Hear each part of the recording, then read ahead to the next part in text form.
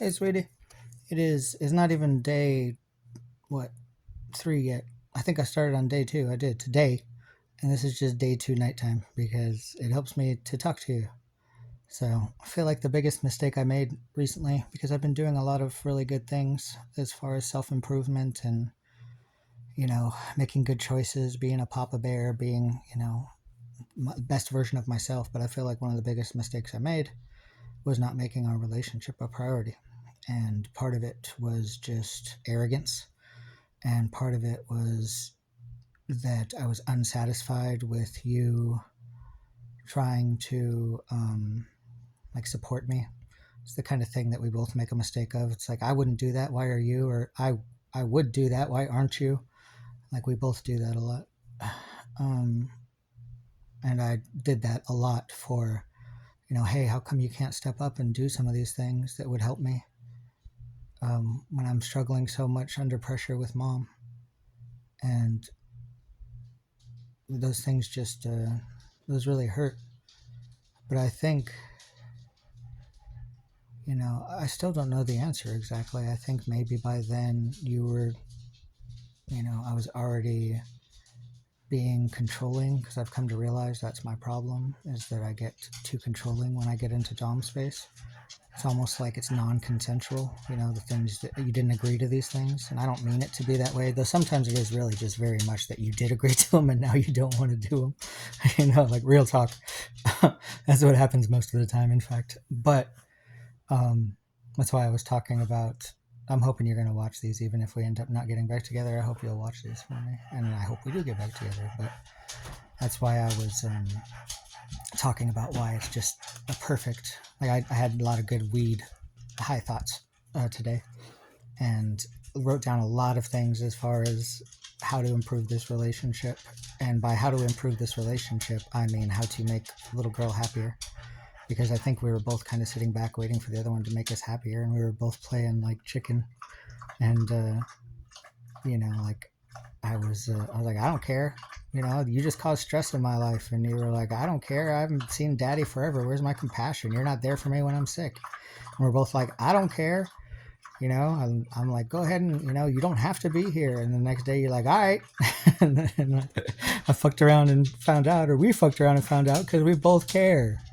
You know what I mean? Like, we both always cared. Um, I, I know you're hurting. I don't know if you're hurting as much as me, because I think you are.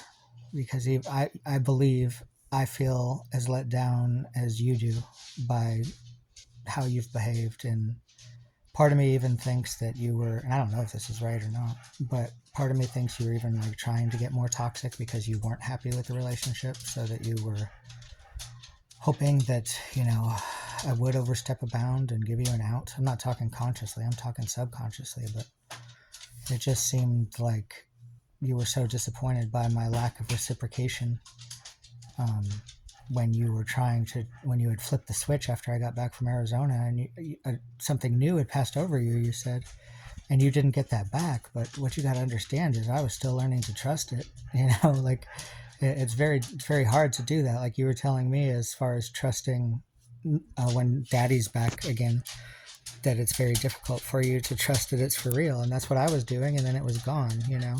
And I probably said, oh, squeak. I probably said something that they don't hear my voice very often. Well, that's not true. They don't hear my voice in bed very often anymore. Um, but yeah, oh shit, I'm gonna lose my train of thought. Hang on, motherfucker. Um, well, I'll go back and look at it. But oh yeah, making myself vulnerable in Daddy's space. It's tricky there. I mean, we're both kind of cowards in a way. Like, if you think about it, we're so much more um, like, I'm so tired. Just let me tell you, Jesus Christ. But it's like we're much more emotionally expressive in text. And I don't know if it's because we're both shy, or, like, I can only see it from my standpoint, which is like you are very like when you said that you love me to pieces, I was like, do you? Like it doesn't feel like it lately. It feels like, at least once a month you hate me.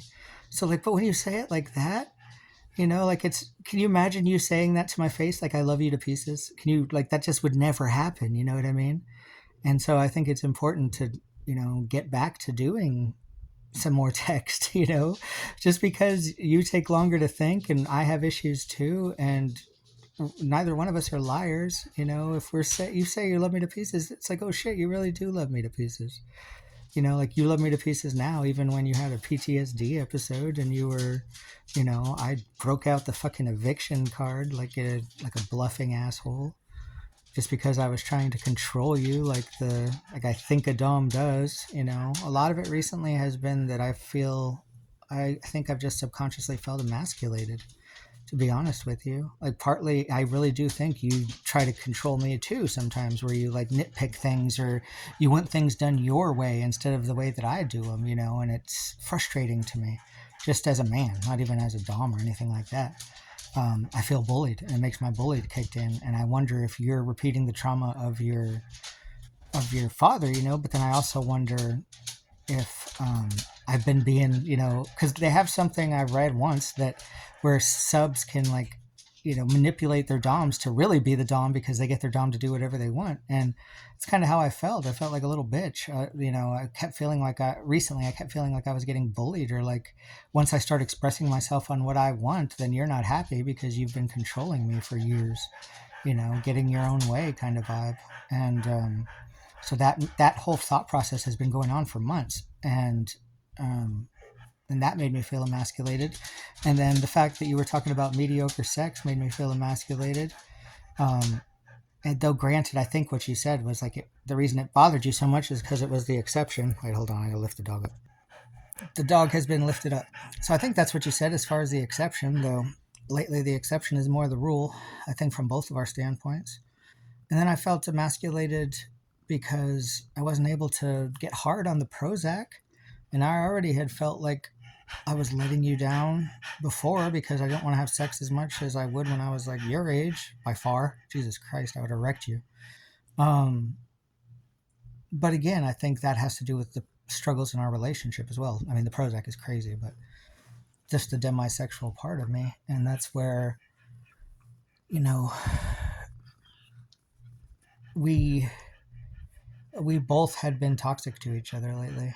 And you started it. You know what I'm saying? I'm laughing because it's very much second grade thing to say. Like, you started it. But what I mean by that is I think that you were just very tired of the lack of intimacy and kindness, and just, you've been beating me over the head with it. And, when you were telling me there was a problem, you didn't tell me there was a problem.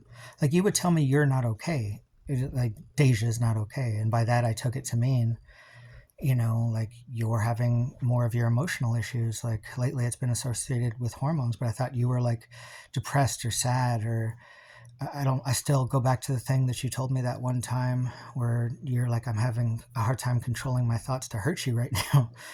That's not I need you to understand that you've been having problems for a minute now.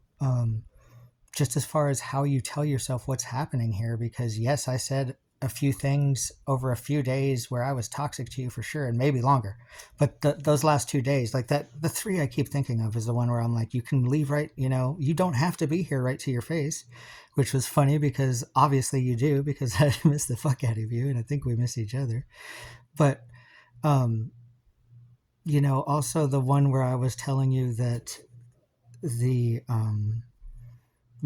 I was going to evict you and called up the office in front of you. You know what I mean? That was very much like me having control issues. That was me trying to control and be like, all right, come on. It's like, this is the thing that I got out of this. What does it really mean if I say daddy never left you, if daddy lets this other asshole do all this other shit? You know what I mean? So that was my big, like, high thought. And I was like, oh, okay, well, guess what? Now daddy's in charge. And that's exactly what's happened. You know what I mean? Like,